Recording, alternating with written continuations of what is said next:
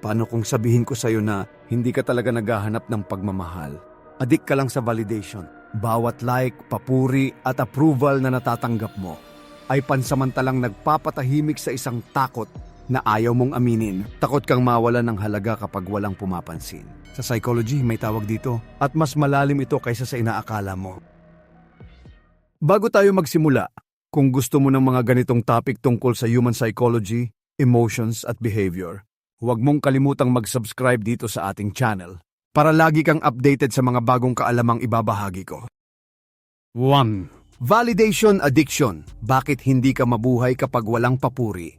May mga taong tahimik lang. Hindi sila pala post. Hindi rin sila pala react. Pero sa loob ng isip nila, may paulit-ulit na tanong. May nakapansin ba? May humanga ba? May pumuri ba? At kapag wala, parang may kulang, parang may mali, parang nawawala ang halaga nila bilang tao. Ito ang validation addiction. Sa psychology, ang validation ay hindi masama. Normal sa tao ang gustong makaramdam na mahalaga siya. Pero nagiging delikado ito kapag doon na umiikot ang pagkatao mo. Kapag ang saya mo ay nakabase sa reaksyon ng iba, kapag ang kumpiyansa mo ay nakautang sa papuri, at kapag ang katahimikan ay pakiramdam mo ay pagtanggi. Doon nagsisimula ang problema. Ang utak ng taong may validation addiction ay nasanay sa reward system. Tuwing may papuri, naglalabas ang utak ng dopamine. Pakiramdam mo ay tanggap ka, may halaga ka, may silbi ka. Pero panandalian lang ito. Kaya kapag nawala ang papuri, bumabagsak ang emosyon mo, nagiging balisa ka. At minsan, hindi mo maintindihan kung bakit bigla kang nalulungkot. Hindi ka mahina, hindi ka kulang. Nasobrahan ka lang sa pag-asa sa panlabas na approval. Ang mas masakit na bahagi, habang mas hinahabol mo ang validation, lalo kang nawawala sa sarili mo. Dahil imbes na tanungin kung sino ka talaga, mas inuuna mong isipin kung ano ang gusto nilang makita. Sa psychology, ang taong addict sa validation ay hindi naghahanap ng papuri. Naghahanap siya ng pagkakakilanlan at hanggat sa opinyon ng iba mo ito hinahanap. Hindi ito magiging sapat dahil ang papuri, hindi kailanman kayang palitan ang sariling pagpapahalaga. 2. Ang psychology ng taong uhaw sa atensyon. Hindi ito kakulangan sa kumpiyansa. Kapag may taong uhaw sa atensyon, madalas iniisip natin na kulang siya sa kumpiyansa. Pero ayon sa psychology, hindi ito laging totoo. May mga taong mukhang matapang, palatawa, palasalita, palaging may presensya. Pero ang hinahanap nila, hindi tapang, kundi katiyakan. Ang taong uhaw sa atensyon ay hindi takot magsalita. Takot siyang hindi mapansin. Hindi dahil mababa ang tingin niya sa sarili, kundi dahil natutunan ng isip niya na ang atensyon ay katumbas ng kaligtasan. Kadalasan, nagsisimula ito sa maagang karanasan. Kapag ang atensyon ay ibinibigay lang kapag may nagawa kang tama, kapag napapansin ka lang kapag ikaw ay kapaki-pakinabang, o kapag tahimik ka ay parang wala ka. Unti-unting natutunan ng utak na para manatili, kailangan mong makita. Kaya pagtanda, dala-dala mo ang paniniwalang iyon. Kailangan may nanonood, kailangan may nakikinig, kailangan may tumitingin. Hindi ito yabang, ito ay conditioning. Sa psychology, ang ganitong tao ay may mataas na alert system. Palaging nakascan ng isip, may reaksyon ba? May nakakita ba? May pumansin ba? At kapag wala, nagkakaroon ng discomfort. Parang may mali, parang may kulang. Kaya gumagawa sila ng paraan, hindi para magyabang, kundi para maibalik ang pakiramdam ng seguridad. Ang problema, habang mas hinahabol mo ang atensyon, lalo kang nagiging dependent dit. At sa mata ng iba, nagmumukha kang attention seeker. Pero sa loob, ikaw ay isang taong takot mawala sa eksena dahil sa isip mo. Ang pagiging hindi napapansin ay katumbas ng pagkawala ng halaga. Ito ang sikolohiya ng taong uhaw sa atensyon. Hindi ito kakulangan sa kumpiyansa. Ito ay natutunang paraan para mabuhay. At hanggat hindi mo ito nauunawaan, patuloy mong hahabulin ang tingin ng iba. Kahit kapalit nito ang sarili mo. 3. Kapag like ang sukatan ng sarili, validation addiction explained, may panahon na hindi mo sinusukat ang sarili mo sa nararamdaman mo, kundi sa bilang ng reaksyon ng iba. Ilang like, ilang view, ilang pumansin. At kapag kaunti, parang may kulang sa'yo. Parang hindi sapat ang ginawa mo. Parang hindi ka sapat bilang tao. Sa psychology, ito ang isa sa pinakatahimik na anyo ng validation addiction. Dahil hindi mo namamalayan, unti-unti mo nang inilipat ang sukatan ng sarili mo mula sa loob, papunta sa screen. Hindi ka na nagtatanong kung masaya ka. Ang tanong mo na lang ay, nagustuhan ba nila? Kapag maraming like, mataas ang pakiramdam mo. May gana, may kumpiyansa. Parang may halaga ka. Kapag kaunti, bumabagsak ang emosyon, nagdo-doubt ka, at minsan hindi mo alam kung bakit bigla kang nawawalan ng gana. Hindi ito simpleng epekto ng social media, ito ay psychological conditioning. Sanay ang utak sa reward system. Bawat like ay signal ng pagtanggap. Bawat view ay pakiramdam na ikaw ay nakikita. Pero ang problema, ang sukatan na ito ay hindi kailanman stable. Hindi araw-araw pareho ang atensyon ng tao. Hindi palaging may papansin. Hindi laging may validation. Kaya kapag dun mo ibinatay ang halaga mo, palagi kang nasa panganib. Sa psychology, ang taong ginawang sukatan ng like ay unti-unting nawawalan ng sariling boses. Dahil imbes na ipahayag kung sino ka, ina-adjust mo ang sarili mo base sa kung ano ang mas pinapansin. Hindi dahil peke ka, kundi dahil natutunan mong mas ligtas ang ma-approve kaysa maging totoo. Pero habang tumatagal, mas lalo kang napapagod dahil hindi mo na alam kung alin ang ikaw at alin ang version mong ginawa para magustuhan. At dito nagiging malinaw ang validation addiction. Hindi ka na naghahanap ng koneksyon. Naghahanap ka ng sukatan at hanggat ang sukatan ng sarili mo ay nasa kamay ng iba, mananatili kang kulang. Kahit gaano karami pa ang like. 4. Hindi ka mahina. Na-addict ka lang sa validation. May mga araw na pakiramdam mo, mahina ka, madaling masaktan, madaling maapektuhan sa salita ng iba. Iniisip mo, bakit ganito ako? Bakit kailangan ko pa ng papuri para maging okay? Pero ayon sa psychology, hindi ito kahinaan. Ito ay addiction. Ang validation addiction ay hindi bigla ang nangyayari. Ito ay dahan-dahang nabubuo sa bawat papuri na naging sandalan, sa bawat approval na naging pampalakas ng loob, unti-unting nasanay ang isip mo na doon kumukuha ng lakas. Hanggang sa dumating ang punto na kapag wala ito, parang nawawala ka. Hindi ka mahina, nasobrahan ka lang sa pag-asa, sa panlabas na pagkilala. Sa psychology, ang addiction ay hindi laging tungkol sa substance. Minsan ito ay emosyon. At ang validation ay isa sa pinaka-socially accepted na addiction. Dahil hindi ito halata, hindi ka tinatawag na addict. Tinatawag kang people pleaser o sensitibo, emotional. Pero ang totoo, ang sistema ng utak mo ay umaasa na sa external reward. Kapag may papuri, matahimik ang isip mo. Kapag wala, nagiging restless ka. Nag-o-overthink at hinahanap mo kung saan ka nagkamali. Hindi dahil may mali sa'yo, kundi dahil hinahanap ng utak mo ang nawala nitong supply. At dito nagiging malinaw ang isang bagay. Hindi ka mahina, ikaw ay na-train na maniwalang ang halaga mo ay kailangang kumpirmahin ng iba. Hanggang sa isang araw, makikita mo ang sarili mo na hindi na sigurado sa sariling desisyon. Hanggat walang nagsasabing tama ito. Ito ang tunay na epekto ng validation addiction. Hindi ka sinisira ng mundo. Unti-unti mo lang isinuka ang tiwala sa sarili mo at hanggat hindi mo binabawi iyon, mananatili kang alipin ng papuri. Kahit pasabihin ng iba na ikaw ay sapat na. 5. Ang tahimik na adiksyon ng modernong tao. Hindi mo ito napapansin agad. Dahil normal na ito sa panahon ngayon, magbahagi, mag-post, maghintay ng reaksyon, walang masama roon. Hanggang sa mapansin mong mas mahalaga na sa iyo ang reaksyon kaysa sa mismong dahilan kung bakit mo ginawa. Ito ang tahimik na anyo ng validation addiction.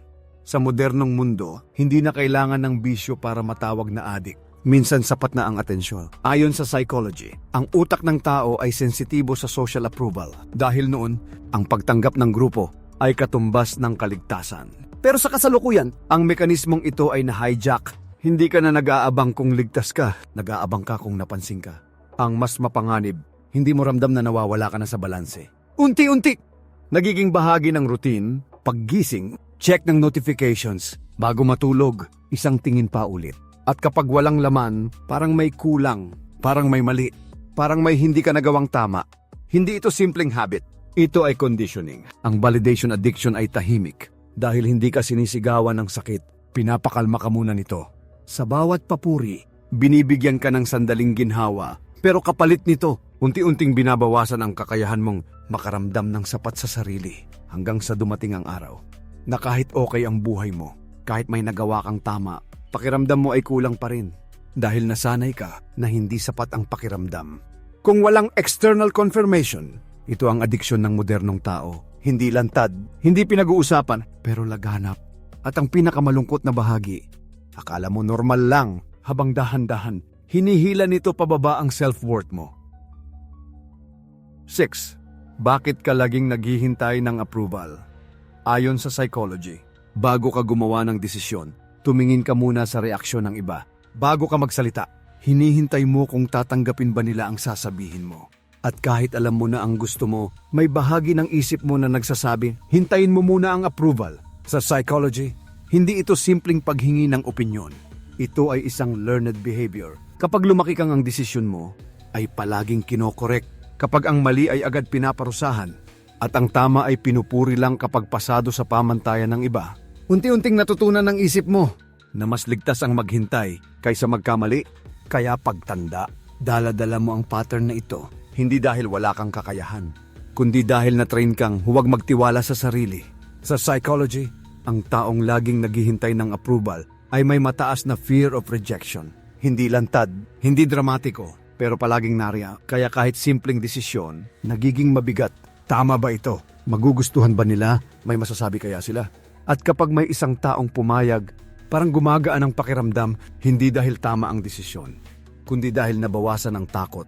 Ang approval ay naging panangga mo laban sa anxiety, pero habang mas umaasa ka rito, lalo kang nawawalan ng sariling direksyon dahil ang buhay mo ay laging nakaantay sa go signal ng iba. At sa pagdaan ng panahon, nagiging tahimik ang sariling boses mo. Hindi dahil wala itong sinasabi, kundi dahil hindi mo na ito pinapakinggan. Ito ang sikolohiya ng paghihintay ng approval. Hindi ka indecisive. Ikaw ay natutong matakot sa sariling pagpili.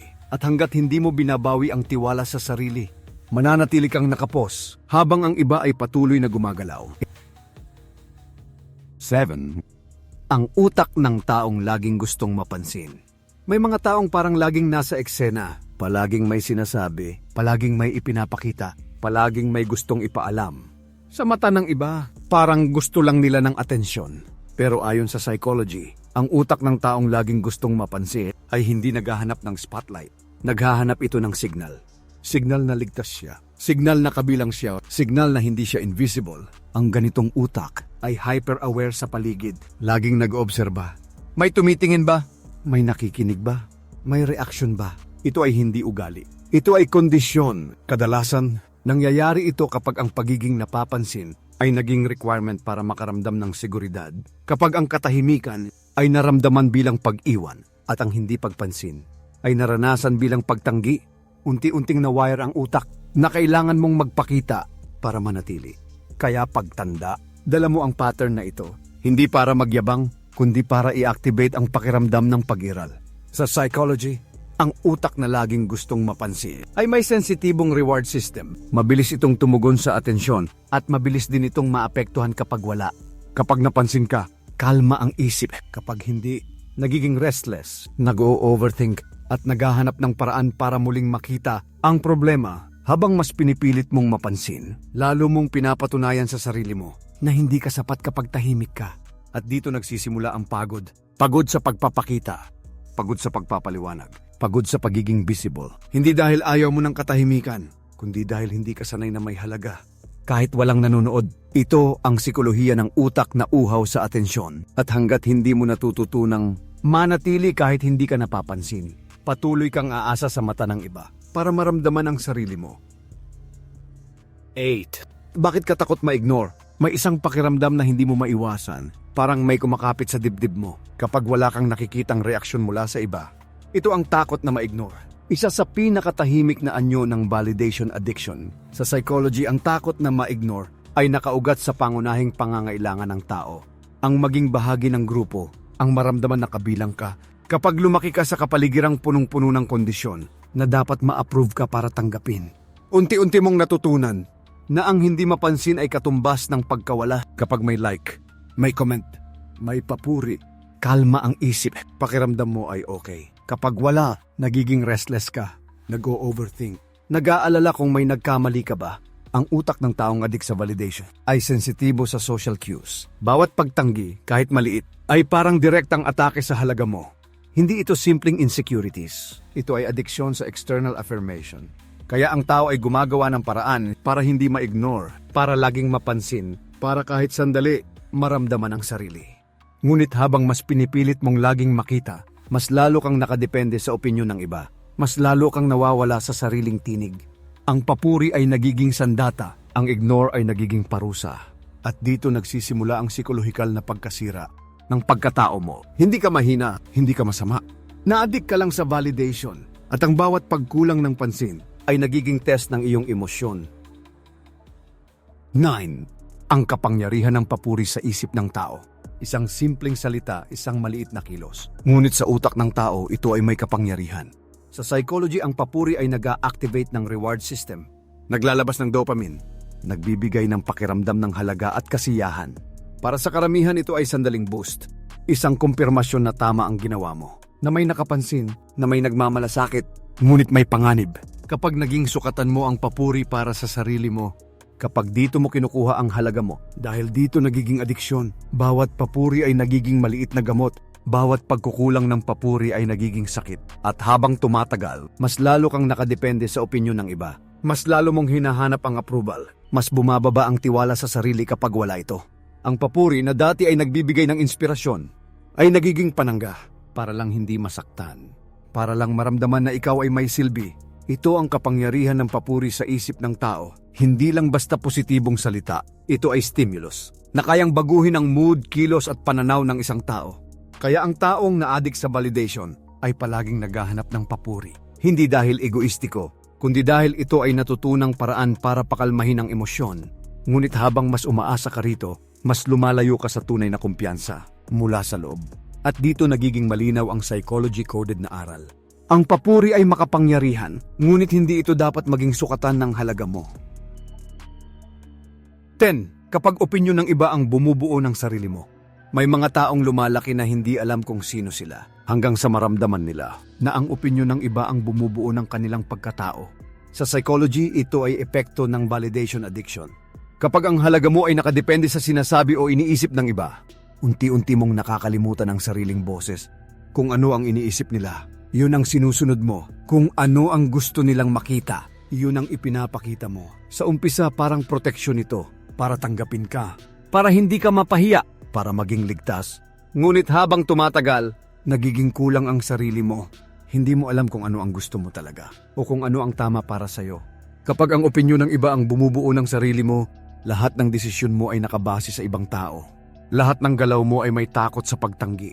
At sa bawat pag-aproba na hindi natatanggap, lumalabas ang kawalan ng tiwala sa sarili. Lumalakas ang doubt at napapalitan ng kumpiyansa ng pagkabalisa. Hindi ito simpleng insecurity. Ito ay psychological pattern na unti-unting pumipigil sa tunay na sarili. Ang pinakamalungkot ay habang mas sumusunod ka sa opinyon ng iba, mas malayo ka sa kung sino ka talaga. At mas mahirap bumalik. Ang totoong pagkatao ay hindi nabubuo sa labas, kundi sa loob, sa sariling karanasan, sa sariling desisyon, sa sariling pagmamahal. Kapag natutunan mo itong maunawaan, maaari mong simulan ang pagbalik sa sarili at hindi sa opinyon ng iba. Ito ang huling serye ng validation addiction. Ngunit ang aral nito ay magsisilbing gabay para mas maintindihan mo ang sariling isip at ang tunay na halaga mo bilang tao. Sa huli, ang validation addiction ay hindi simpleng habit. Ito ay tahimik na adiksyon, nakatago sa mga araw-araw na kilos at desisyon mo. Hindi ito kahinaan, hindi ito pagkukulang. Ito ay paalala na minsan, masyado nating inaalala ang opinyon ng iba kaysa sa sariling tinig. Ngunit may solusyon. Kapag naintindihan mo ang psychology sa likod ng emosyon mo, maaari mong simulan ang pagbabalik sa sarili, ang pagtuklas ng tunay na halaga mo, at ang pagpapalaya sa adiksyon na ito. Kung gusto mo pang matutunan ang mga ganitong psychology insights tungkol sa human behavior at personal development, mag-subscribe ka na at i-turn on ang notification bell para lagi kang updated sa mga bagong episode dito sa ating channel.